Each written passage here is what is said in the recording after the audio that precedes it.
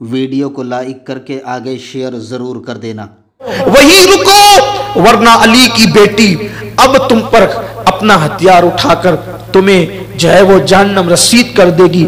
وہ آنے والا جو آ رہا تھا اس نے کہا بی بی میں مرد نہیں ہوں، میں عورت ہوں اور میں حر کی بیوی ہوں، اور مجھے یہ ذمہ داری دی گئی ہے یا میں نے گزارش کی ہے کہ اب چوتھی صبح طلوع ہو رہی ہے، ننھے ننھے چھوٹے چھوٹے بچے ہیں، چوتھی صبح طلوع، نہ کھانا ہے نہ پانی ہے، تم کہتے ہو کہ قیدی بنا کر یزید کے دربار میں لے جائیں گے اور انعام پائیں گے، تو کم سے کم لے کر تو انہیں جاؤ گے کہ جو لوگ حیات ہوں گے، زندہ ہوں گے، یہ مر جائیں گے تو کیسے لے جاؤ گے؟ اس لیے ان کو کچھ پانی پلاؤ، کچھ کھلاؤ۔ تو انہوں نے مجھے پانی دیا ہے، بی بی میں پانی لے کر آئی ہوں، یہ بچوں کو پلائے آپ پیئے۔ سیدہ زینب نے جب پانی کا نام سنا، حر کی بیوی کو سینے لگا کر پھوٹ پھوٹ کے رونے لگی، کہتی ہے حر کی بیوی اب ہمیں پانی نہیں چاہیے، اب ہمیں پانی کی ضرورت نہیں ہے۔ کیوں؟ تو یہ پانی کیوں نہ لائی اس وقت جب میرے علی اکبر کی جوانی لٹ رہی تھی؟ یہ پانی کیوں نہ لائی اس وقت جب میرے قاسم کا شباب لٹ رہا تھا؟ میرے اون و محمد پلٹ پلٹ کر آتے تھے، پانی کا مطالبہ کرتے تھے، میرا معصوم اصغر 6 مہینے کا شہزادہ پانی سے زبان باہر کرتا پیاس کی وجہ سے، کبھی مٹھیاں کھولتا کبھی بند کرتا، اس وقت یہ پانی کیوں نہ لائی؟ لے جا، ہم یہ پانی نہیں پیتے۔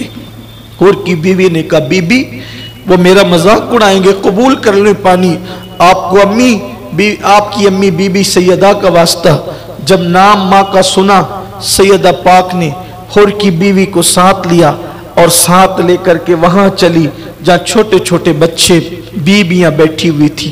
مورخین نے بیان کیا ہے بچوں کی اور بیویوں کی تعداد کل ملا کر 22 سے 25 ہوتی تھی، وہ سب وہاں بیٹھی ہوئی تھی۔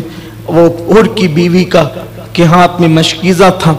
سیدہ پاک نے، بی بی سیدہ زینب نے پانی نکالا کٹورے میں، اتنی وقت میں جب وہ سیدہ سکینہ بے ہوش ہو چکی تھی، چہرے پہ چھیٹے دیے، ہوش میں آئی۔ ہوش میں آنے کے بعد سیدہ سکینہ کو بی بی زینب پاک نے کہا لو بیٹے میرے لال پانی پی لو۔ جیسے پانی کا نام سنا تو سیدہ سکینہ نے کہا پھپھی امی کیا چچا عباس فرات سے واپس آ گئے ہیں؟ فرات سے چچا واپس آئے ہیں؟ سیدہ نے کہا روتے ہوئے نہیں بیٹی، تیرا چچا تو فرات کے کنارے ہی سو گیا، اب تیرا چچا کبھی واپس نہیں آ سکتا، تیرا چچا کبھی لوٹ کر نہیں آئے گا۔ سکینہ یہ پانی حر کی بیوی لائی ہے بیٹی، لو پانی پی لو۔ پھر سکینہ نے دوسرا سوال کیا پھپھی امی کیا تم لوگوں نے پانی پی لیا؟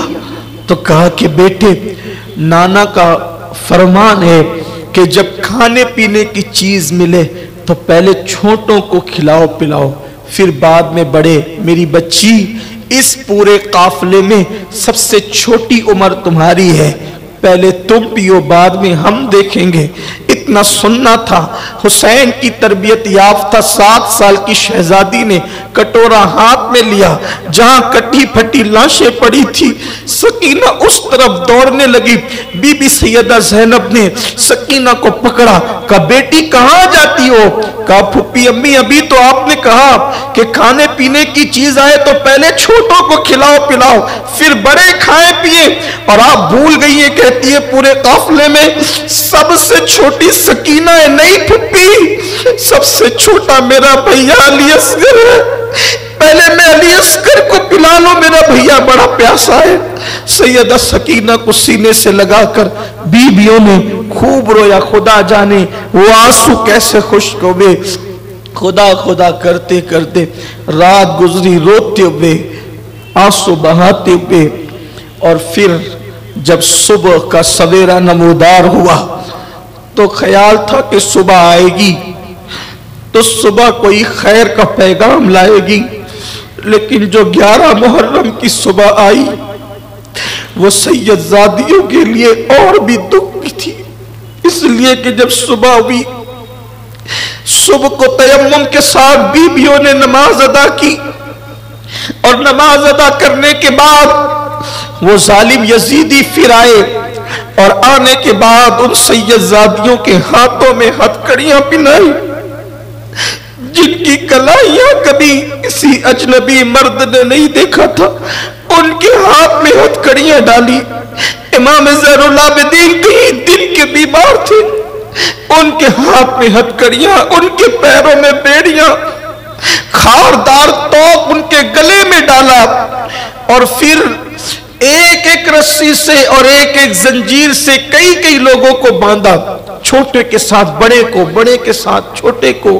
بس وجہ یہ تھی کہ چھوٹے اور بڑے جب ساتھ میں بندھیں گے تو ہوگا یہ کہ بچے جھکیں گے، بچوں کے لیے بڑوں کو جھکنا پڑے گا، اور جب بڑے اٹھیں گے تو بچوں کو جب وہ ان کے گلے میں تکلیف ہوگی، ان کے ہاتھوں میں تکلیف ہوگی۔ بچوں پر بھی رحم نہیں کیا، کن کے؟ لوگ تو کافروں کے بچوں پر بھی رحم کرتے ہیں۔ آج ٹرین بسوں میں سفر میں کافر کا بچہ روتا ہے، لوگ اس کو بھی چپ کرانے کے لیے کوششیں کرتے ہیں، لیکن یہ نبی کے شہزادے تھے، نبی کی شہزادیاں تھیں، ان کے بچوں کے ساتھ یہ سلوک کیا گیا، یہ حال کیا گیا، یہ کیفیت کی گئی۔ اور امام زین العابدین کے ہاتھ میں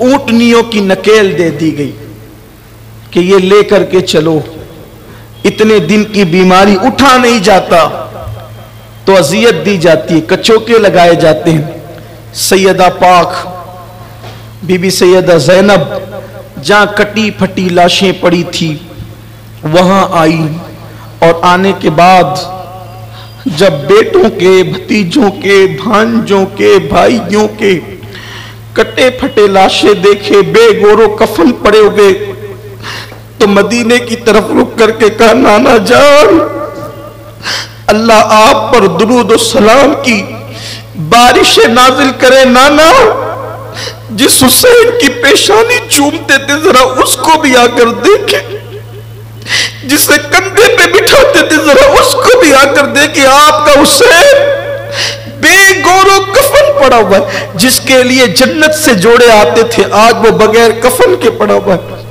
نانا جان اللہ آپ پر درود ہے، لیکن شکایت نہیں، شکوہ نہیں، ماتم نہیں، چہرے کا نوچنا نہیں، صبر کا حال دیکھیں۔ امام پاک کی بہن سیدہ زینب پاک بہت روئی، اور آپ نے جب یہ باتیں کہیں اپنے بیگانے سب رو پڑے، اور جب چلنے لگی تو امام عالی مقام کے جسد اقدس سے چمٹنے کی کوشش کی، لیکن ظالموں نے کہا انہیں لے چلو، اور پھر 11 محرم کی صبح کو اہل بیت پاک کی وہ مقدس شہزادیاں اور یتیم بچے کوفہ کے سمت روانہ کر دیے گئے۔ عمر بن سعد ظالم نے جو اس کے مقتولین تھے ان کی جنازہ پڑھی، ان کو دفن کیا عزت کے ساتھ، اور مولا حسین اور ان کے اعوان و انصار کو یوں ہی چھوڑ دیا۔ ویڈیو اگر اچھا لگا ہو تو لائک کر کے آگے شیئر ضرور کر دینا۔